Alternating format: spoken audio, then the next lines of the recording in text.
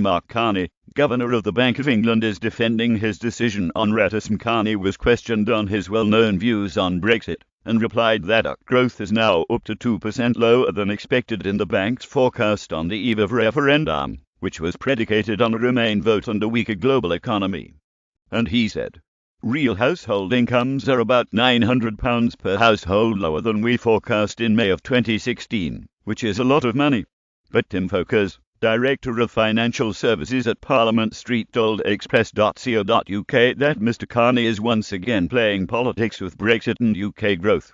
He said, "It is certainly unclear how much, if any, of the slowdown in growth is as a result of a democratic decision for the UK to cut political ties with Brussels." Sadly, Carney's negative political position on Brexit continues to bring the independence of the Bank of England into question.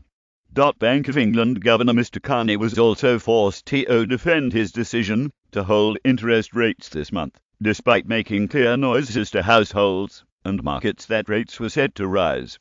Treasury Select Committee Chairwoman Nikki Morgan asked the bank chief whether he accepted that statements referring to a somewhat earlier than expected interest rate rise was rather confusing, given that rates were ultimately kept steady at 0.5%.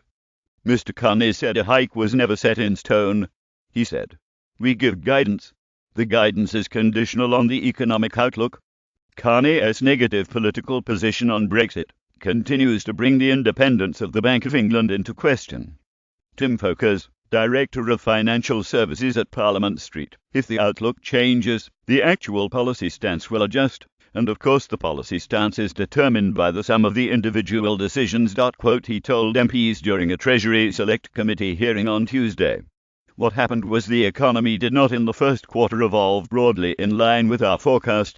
Inflation came in lower, economic momentum, and number signs were lower, and then ultimately the hard data came in lower as well, and we as a committee sat back, looked back at that data and took our own assessments.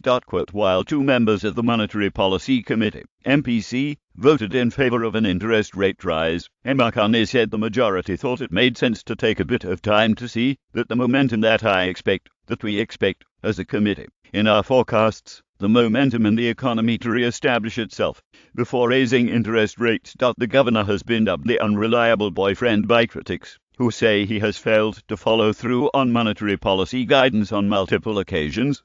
More to follow.